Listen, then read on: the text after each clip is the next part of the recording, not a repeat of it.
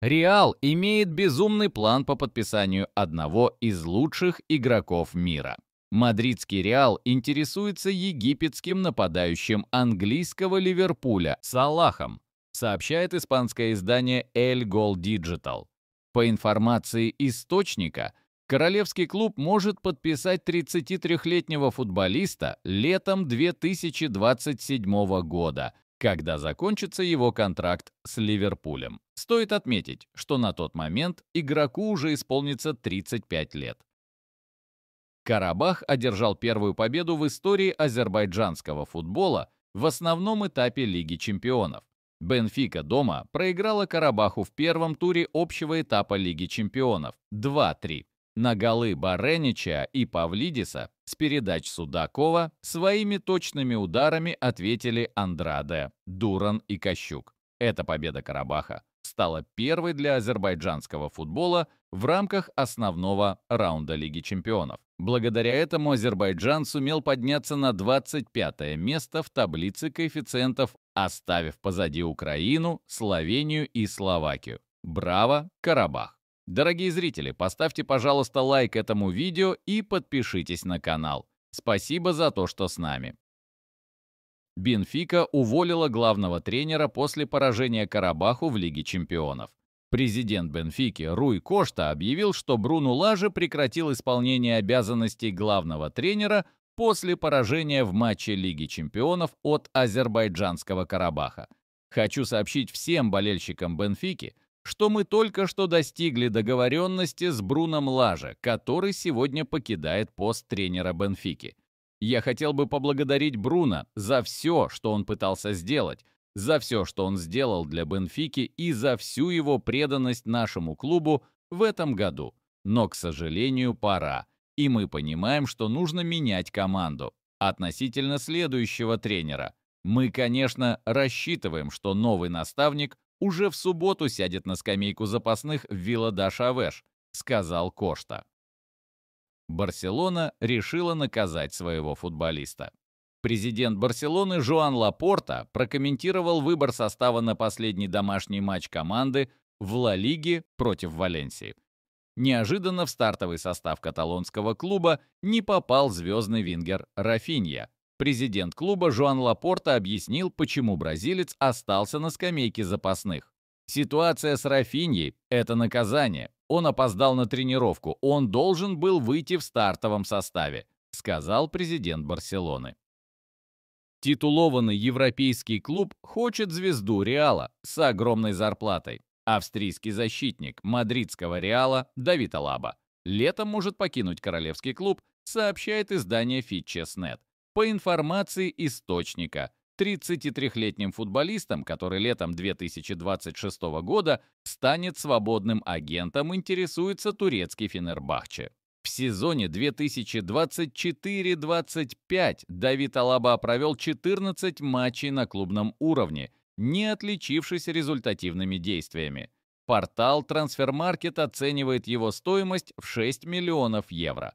Ранее сообщалось, что зарплата Алабы в Реале составляет 22 миллиона евро в год. Клуб АПЛ хочет подать в суд на Эвертон. Представители клуба Бернли обратились в суд и подали заявление против Эвертона в отношении сезона 2021-22. Бордовые требуют финансовую компенсацию в размере 50 миллионов фунтов стерлингов из-за нарушения и рисками правил финансового fair play и вылета Бернли в чемпионшип, в результате которого клуб потерял доход. Напомним, в 2023 году Эвертон был наказан снятием 10 очков за финансовые нарушения сезона 2021-22. По мнению функционеров Бернли, если бы и риски были наказаны за свои действия, бордовые не оказались бы в зоне вылета. Тогда Бернли завершил чемпионат с 35 очками и вылетел в низшую лигу, а Эвертон набрал 36 баллов и сохранил место в АПЛ. Суд будет рассматривать дело в закрытом режиме, вероятно, вердикт будет объявлен не публично. Рома снизила цену на Довбика. украинский форвард римской Ромы Артем Довбик в зимнее трансферное окно может сменить клубную прописку, сообщает Calcio Mercato. По информации источника, 28-летний нападающий разочаровал главного тренера команды Джан Пьера Гасперини и не входит в его планы. Из-за этого римляне готовы продать Артема уже зимой. Отмечается, что Рома снизила цену на украинца до 25 миллионов евро и ожидает новых предложений по нему. В январе новые попытки подписать нападающего, вероятно, предпримут два клуба из Лиги чемпионов – Ньюкасл и Вильяреал. Матч между Барселоной и ПСЖ не будет сыгран на Камп Ноу. Камп Ноу не примет матч первого тура Лиги чемпионов между Барселоной и ПСЖ, пишет Спорт.С. Игра состоится на Олимпийском стадионе Луиса Компаньеса, вмещающего 55 тысяч зрителей. Несмотря на это, согласно правилам УЕФА по емкости, Барселона сможет принять около 27 тысяч болельщиков. В ближайшие дни каталонский клуб должен подать документацию по завершению первого этапа реконструкции Камп Ноу в городской совет Барселоны, который должен будет рассмотреть ее, чтобы предоставить разрешение на проведение поединков. Бенфику возглавит легендарный тренер. Португальский специалист Жозе Моуриньо станет главным тренером лиссабонской Бенфики. Об этом сообщает Педро Альмейда. По информации источника, 62-летний специалист возглавит португальский Грант. Последним клубом легендарного тренера был Фенербахче, откуда он был уволен после вылета из плей-офф квалификации Лиги чемпионов от Бенфики. Напомним, руководство «Орлов» попрощалось с Бруно Лаже, который возглавлял команду год после поражения от Карабаха в Лиге чемпионов. Реал Мадрид в меньшинстве вырвал непростую победу над Марселем. Реал в первом матче нового сезона Лиги чемпионов перед своими болельщиками пытался играть красиво, а вот Марсель решил сыграть эффективно и забил первым в ворота Куртуа в середине первого тайма. Гюйсена и Гюллера поймали на неудачных передачах вблизи центральной линии, после чего уже пас Гринвуда на правый край чужого штрафного стал голевым перед ударом ВА. Однако долго преимущество французского клуба по счету так и не продержалось. Уже через 5 минут неуклюжие действия Кондогбия на правом фланге собственных владений против Родриго привели к пенальти, который реализовал Мбаппе. Далее Реал имел много моментов для взятия ворот, однако так и не мог пробить кипера французов.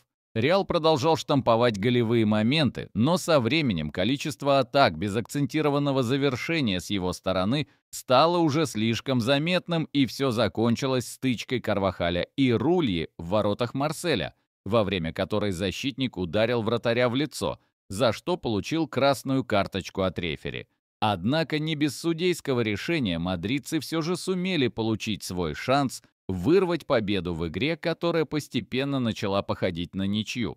Во время прострела Винисиуса с левого фланга штрафной на 79-й минуте рука Медины, который играл в подкате, уже была на газоне, так мяч еще и рикошетом в нее отскочил. Но нет, рефери даже после просмотра повтора указали, что это пенальти, несмотря на все споры игроков Марселя. Поэтому Мбаппе получил шанс на дубль и снова переиграл Рулье.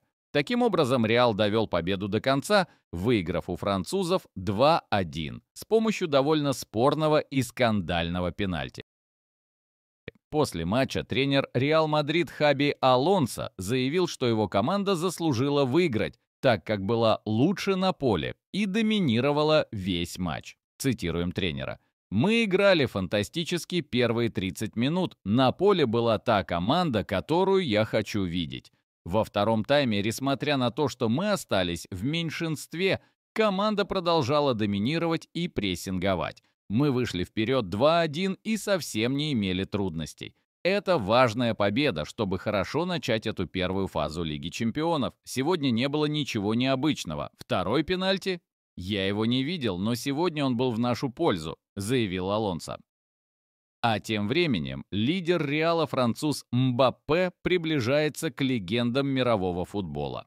Форвард Реала Килиан Мбаппе забил 2 гола в ворота Марселя в матче первого тура Лиги чемпионов. Таким образом, 26-летний француз оформил свой 56-й и 57-й голы в Лиге чемпионов и сравнялся по количеству забитых мячей с находящимся на 6-м месте Томасом Мюллером. Кроме того, Килиан обошел Руда ван Нистелрooя, на счету которого 56 голов. Такими темпами Мбаппе имеет все шансы догнать даже легендарных Месси и Роналду. Дорогие зрители, поставьте, пожалуйста, ваш лайк этому видео и подпишитесь на канал. Спасибо за то, что с нами.